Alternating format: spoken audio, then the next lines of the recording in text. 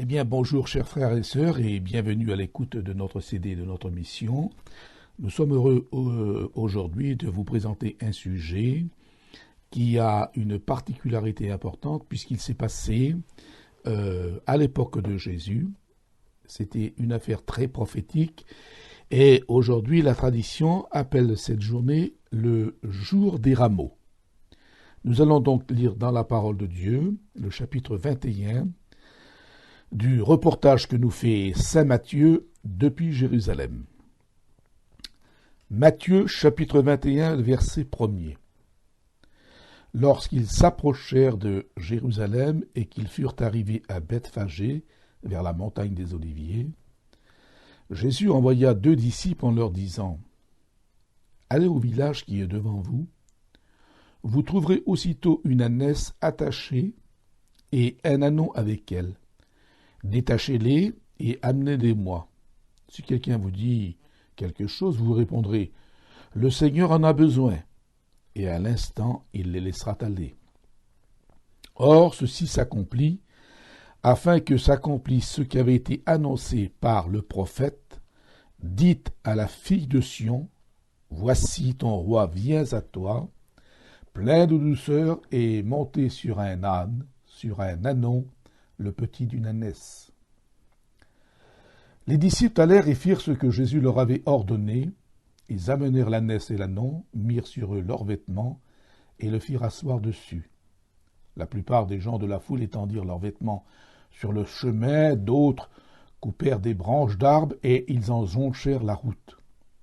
Ceux qui précédaient et ceux qui suivaient criaient : Hosanna au Fils de Dieu, béni soit celui qui vient au nom du Seigneur. Hosanna dans les lieux très hauts. Lorsqu'il entra dans Jérusalem, toute la ville fut émue et l'on disait : Qui est celui-ci ? La foule répondait : C'est Jésus, le prophète de Nazareth en Galilée. Jésus entra dans le temple de Dieu. Il chassa tous ceux qui vendaient et qui achetaient dans le temple. Il renversa les tables des changeurs et le siège des vendeurs de pigeons. Et il leur dit : Il est écrit, ma maison sera appelée une maison de prière, mais vous en faites une caverne de voleurs. Des aveugles et des boiteux s'approchèrent de lui dans le temple, et il les guérit. Dans notre texte, c'est le jour des rameaux.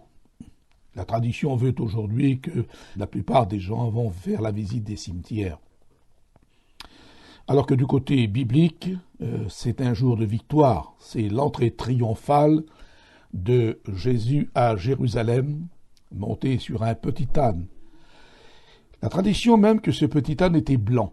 Et nous voyons dans notre texte, les gens mettent leurs vêtements par terre, ainsi que des branches de palmier, et crient : Hosanna, béni soit celui qui vient au nom du Seigneur.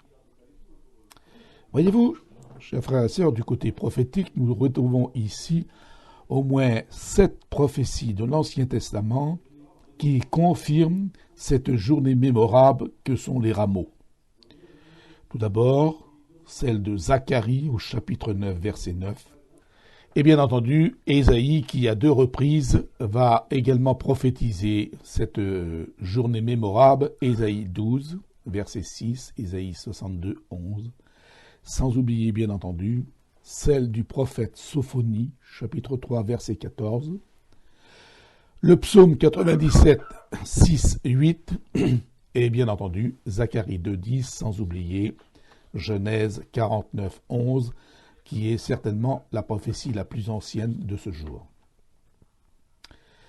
Les rameaux, c'est la semaine sainte qui commence et qui prendra fin à Pâques. Dans ce même jour où Jésus entre triomphalement à Jérusalem, il se dirige maintenant tout droit vers l'enceinte du temple où se trouvent des marchands de bœufs, de brebis, de pigeons. Jésus s'approche, Jésus regarde, l'indignation monte. Et il se dirige tout à coup sur eux, renverse les tables des changeurs, le bruit des pièces se répand partout. Avec son fouet, il sème la panique parmi les animaux domestiques. Pigeons, tourterelles, colombes s'envolent dans tous les sens, une véritable pagaille. Et puis, on découvre que il y a là les vendeurs et les acheteurs qui sont en train de commercer, et certains peuvent penser, pourquoi Jésus s'en prend-il aux acheteurs? Après tout, ils ne font de mal à personne. Ils étaient en train de faire, voyez-vous, du temple de Dieu une sorte de supermarché, une maison de trafic, une caverne de voleurs, ce sont là les propres paroles de notre Seigneur. Voyez-vous, quand Jésus cite « Vous avez fait de la maison de mon Père une maison de trafic et de voleurs », il cite deux prophéties ensemble, celle du prophète Ésaïe, 56,7, et celle de Jérémie, chapitre 7, verset 11. « Car ma maison sera appelée une maison de prière », Ésaïe, et Jérémie précise « Vous en avez fait une caverne de voleurs ». Cet événement, voyez-vous, a été si impressionnant pour les apôtres que les 4 évangiles ont mentionné le jour des rameaux. C'est un épisode de la vie de Jésus qui a été raconté par les 4 évangiles, bien entendu chacun avec des détails importants. Matthieu 21 parle que le petit âne est accompagné de sa mère l'ânesse. Marc 11 dit « Vous trouverez un ânon attaché sur lequel aucun homme ne s'est encore assis, amenez-le. » Et Luc, avec sa précision habituelle, précise que les gens jetèrent leurs vêtements sur le chemin. Peut-être y aurait-il une meilleure traduction de celle que nous avons citée plus haut, ce serait « Arrêtez, ne faites pas de la maison de mon Père une maison de trafic et de voleurs. » Nous avons vu, chers frères et sœurs, il y a quelques instants que Jésus s'était fait un fouet. Quelques précisions sur le fouet. Celui que les Romains utilisaient n'était pas les mêmes. Jésus a fait le sien avec des cordes. Seul Jean, le disciple bien-aimé, donne cette précision au chapitre 2 de son évangile, le verset 15. Il est dit que Jésus a pris des cordes qu'il a probablement tressées, en a fait ce fouet et chasse les gens. Nous avons bien entendu dans ce fouet un symbole de l'unité, puisque les 3 cordes qui étaient tressées ne sont plus 3, mais une. Il est dit dans le livre de l'Ecclésiaste, au chapitre 4 et au verset 12, que la corde à 3 fils ne se rompt pas facilement. On pourrait bien entendu comparer ces cordes à la divinité, le Père, le Fils et le Saint-Esprit qui sont là pour un jugement sur ces gens impies. Peut-être que certains se posent la question, comment est-ce possible? Voyez-vous, en relisant mon texte, j'ai été choqué. En effet, comment est-il possible de voir dans quel état ils ont mis la maison de Dieu, le temple de l'Éternel? Pourtant, voyez-vous, à sa construction, nous allons lire un texte dans le livre d'Esdras, au chapitre 3, et au verset 10, quelque chose qui est tout à fait exceptionnel. Voyez plutôt Esdras, chapitre 3, verset 10. Lorsque les ouvriers posèrent le fondement du temple de l'Éternel, on fit assister les sacrificateurs en costume, avec les trompettes, et les Lévites avec les cymbales, afin qu'ils célèbrent l'Éternel d'après les ordonnances de David, roi d'Israël. Ils chantaient, célébrant, louant Dieu par ses paroles, car il est bon, car sa miséricorde pour Israël durera toujours. Et tout le peuple poussait de grands cris de joie en célébrant l'Éternel parce qu'on posait les fondements de la maison de Dieu. Mais plusieurs des sacrificateurs et des Lévites et des chefs des familles âgées qui avaient vu la première maison pleurer à grand bruit pendant qu'on posait sous leurs yeux les fondements de cette maison. Beaucoup d'autres faisaient éclater leur joie par des cris, en sorte qu'on ne pouvait plus distinguer le bruit des cris de joie et des pleurs parmi le peuple, car tout le peuple poussait de grands cris, dont les sons s'entendaient au loin. En ce jour des rameaux, ce n'était plus le bruit des pleurs, ni le chant des cantiques qu'on entendait. Le bruit avait fait place, ce n'était plus des instruments, ce n'étaient plus les mêmes. On n'entendait plus les prières, on n'entendait plus les cris de larmes, ni les cris de joie, mais une clameur qui monte, le bruit des changeurs de monnaie, le mugissement des bœufs, le bêlement des brebis. Ce n'était plus le temple de l'Éternel, mais c'était une ferme, un zoo, un abattoir. Mon Dieu, qu'est-ce qu'il est arrivé à ton peuple pour qu'il se conduise comme ça? Quel aveuglement spirituel! Voyez-vous, l'appât du gain avait plongé les hommes dans la folie. Ils avaient troqué la maison de Dieu pour de l'argent. Et le pire pour moi, je ne sais pas pour vous bien entendu, mais le pire pour moi, c'est que ce trafic, cette magouille, était accepté et pratiqué par les sacrificateurs, les prêtres, les pharisiens et les docteurs de la loi. Pourtant, quand on lit l'Écriture, on découvre que ces hommes religieux étaient tellement stricts sur les ordonnances de la loi. Rappelez-vous, chrétiens, vous qui lisez l'Ancien Testament, quand on lit le chapitre 15, le verset 32 des Nombres, on va mettre à mort un homme parce qu'il ramasse du bois seulement le jour du sabbat. Et puis il est écrit que celui qui avait seulement une petite plaie rouge sur son corps était enfermé pendant 7 jours. Quand on voit que les interdictions de manger sans s'être lavé les mains soigneusement, c'était toute une affaire, et l'évangile de Marc au chapitre 7 en dénonce justement toutes ces anomalies. Souvenons-nous également que pour boire leur eau, eh bien les pharisiens filtraient avec un linge l'eau dans la crainte d'avaler un moucheron. Matthieu 23, 24. Et là, pour le temple de Dieu, ils sont en train de fermer les yeux. Aussi, je me suis posé la question, mais pourquoi? Pourquoi eux si sévères envers la loi, et qui, devant cette anomalie, devant ce sacrilège qu'ils étaient en train de commettre à l'intérieur même du temple de Dieu, ils n'intervenaient pas? Aussi, la question est venue directement à mon esprit. N'avait-il pas un intérêt dans tout cela? Et quand je vois la déclaration que Jésus nous donne en Matthieu 23, 14, il est dit que les pharisiens dévorent les maisons des veuves. Ce sont là les paroles mêmes de notre Seigneur. Aussi, pour avoir réponse à cette question, je pense qu'il serait bon que nous consultions une autre prophétie qui va nous donner des détails importants sur ce qui se passait dans le temple.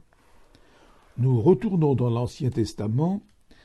Nous lisons la déclaration du prophète Malachie, donc le dernier prophète de l'Ancien Testament, et celui-ci va nous donner une précision incroyable. Malachie chapitre 1er, frères et sœurs, et vous lisez à partir du verset 7.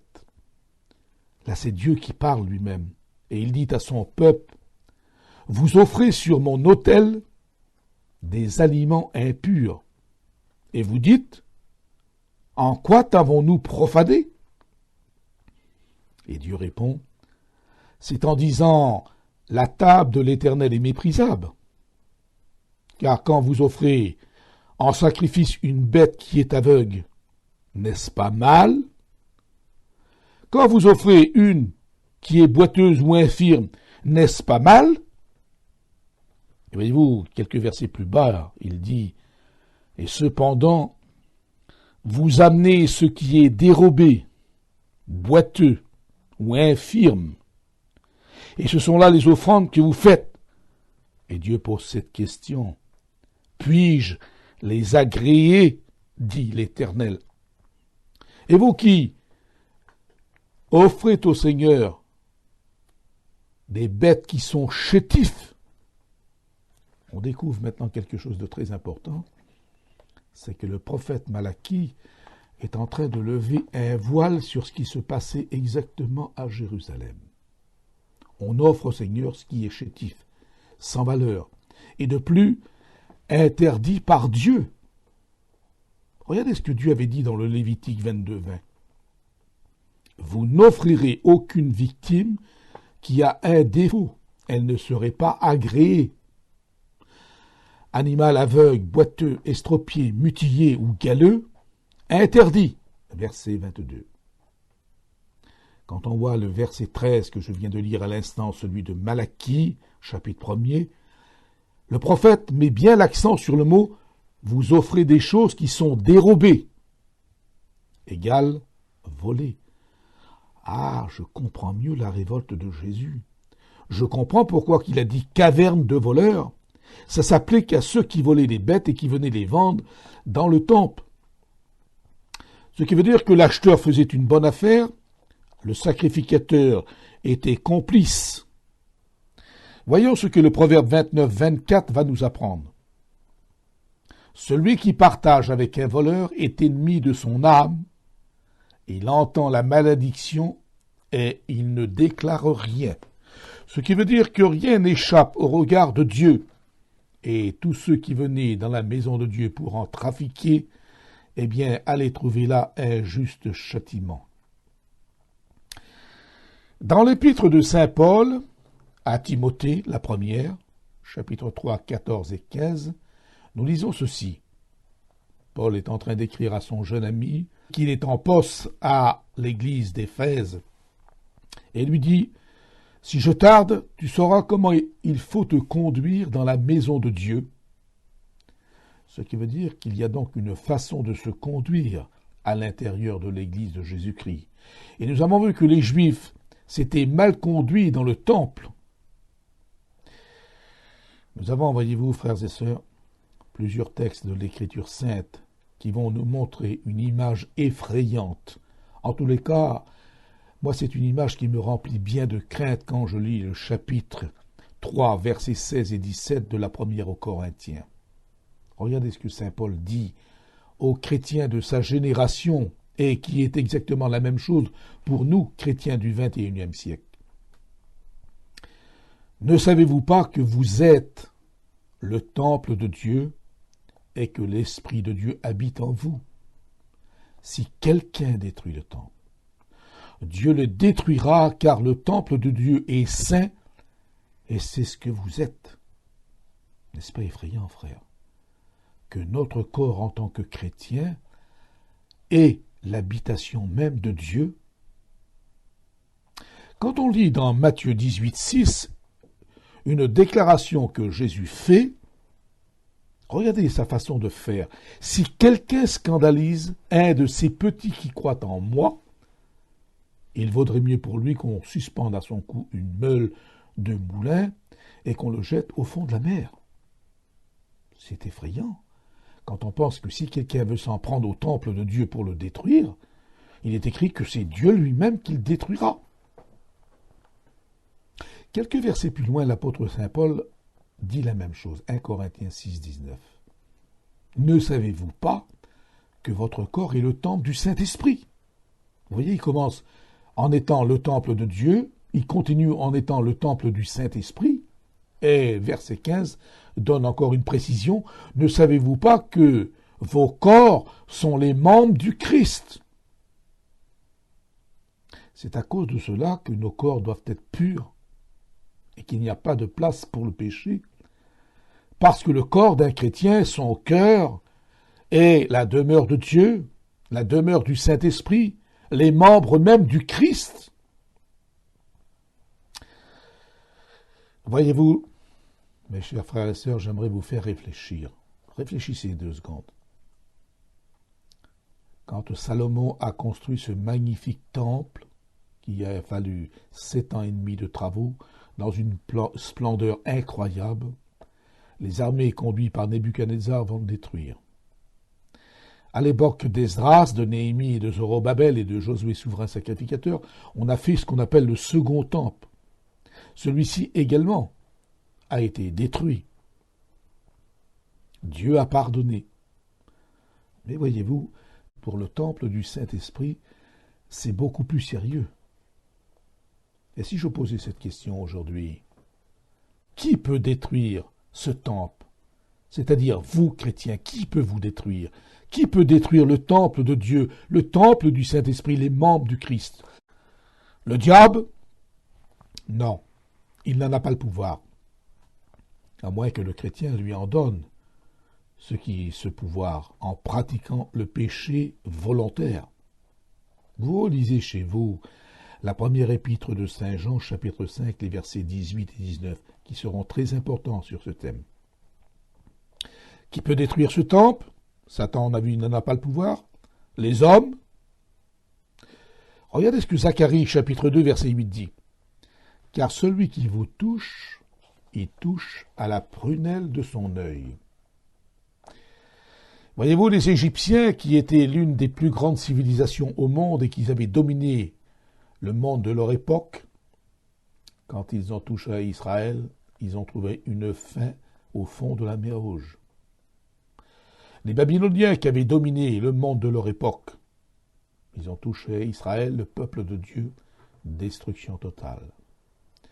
Après eux est venu un troisième royaume, celui des Mèdes et des Perses. Là encore, ils se sont attaqués à Israël, destruction totale. Après eux s'est élevé un autre empire, les Grecs macédoniens, avec Alexandre à leur tête. Ils ont touché à Israël, destruction. Et puis, parlons de l'Empire romain, qui a été probablement l'un des plus grands empires au monde. Quand ils ont touché à Israël, destruction par les barbares romains. On pourrait bien entendu faire également allusion à la Seconde Guerre mondiale où le maître du Troisième Reich, Adolf Hitler, était à peu près vainqueur dans toute l'Europe, mais il a touché à Israël en détruisant 6 millions de Juifs. Destruction totale. Ce qui veut dire que personne ne peut détruire ce temple, à moins qu'il n'y en ait qu'un, un seul qui pourrait le détruire. Qui est ce criminel? Est-ce qu'on peut le nommer? C'est nous-mêmes, frères et sœurs. Certains direz-vous, mais frère Tarzan, je ne comprends pas. Comment peut-on nous détruire ce temple de Dieu? Par notre comportement. Si notre temple est souillé par l'alcool, le tabac, la drogue, l'adultère, la haine, le mensonge, etc., la liste n'en finit plus dans le péché. C'est nous, les criminels, en puissance.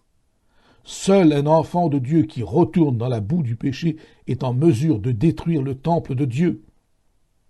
En conclusion, ça serait ce que nous pourrions appeler un suicide spirituel, surtout si on pratique le péché volontaire. Frères et sœurs, au nom du Seigneur, je vous en supplie, ne devenons pas notre propre assassin sur le plan spirituel. Changeons notre caractère, changeons notre façon d'agir, changeons nos comportements. Et que ce jour des rameaux, qui est le symbole de la victoire, de la joie, qui nous rappelle le triomphe du Christ, car moins d'une semaine plus tard, il triomphera par sa mort à la croix du péché. Il est écrit que Dieu a renversé le mur de la séparation, que Dieu a condamné le péché dans le corps de Jésus. Et cette mort est libératrice, cette mort nous assure le salut. C'est pourquoi, aujourd'hui, nous devons comprendre cette vérité. Nous devons nous en souvenir. Que nous avons offert nos vies, nos corps à Dieu, comme un sacrifice. Mais attention, quand il est dit dans Romains 12, « Je vous exhorte à offrir vos corps en sacrifice ». Rappelons-nous la déclaration de saint Paul, 1 Corinthiens 6, 13. C'est que le corps, il n'est pas pour la débauche. Le corps n'est pas pour l'impudicité. Le corps est pour le Seigneur.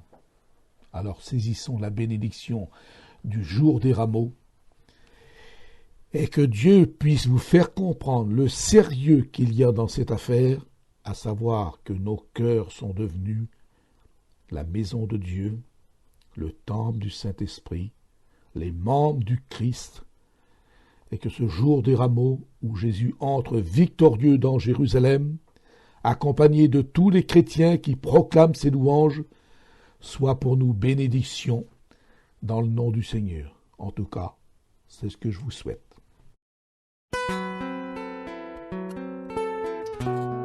Enseigne-nous à bien compter nos jours. Je suis trop occupé, diront certains. Savez-vous que ce n'est pas spirituel d'être trop occupé? Si Dieu a fait de vous une seule personne, vous ne pouvez faire le travail de deux d'une façon satisfaisante. On vit dans un siècle soi-disant de communication. La plupart d'entre vous possèdent un portable. Et pourtant, l'homme n'a jamais été aussi seul. Et tant que vous serez loin de la croix, vous vivrez seul. Vous pouvez voir dans la croix la traîtrise de Judas, la lâcheté de Pilate, la méchanceté des hommes. Oui, certes, mais il y a surtout l'amour de Dieu pour tous les hommes, le pardon de Dieu pour l'humanité.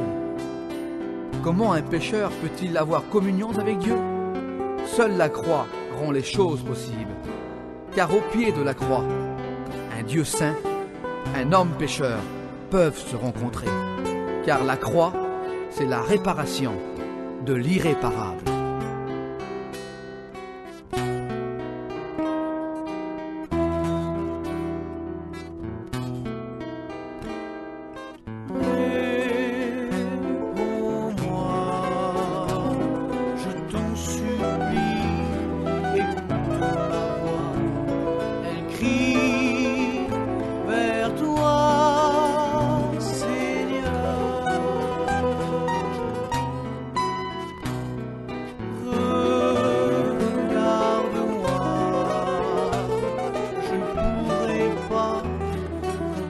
Sans toi, tu es le seul qui peut tendre tes bras.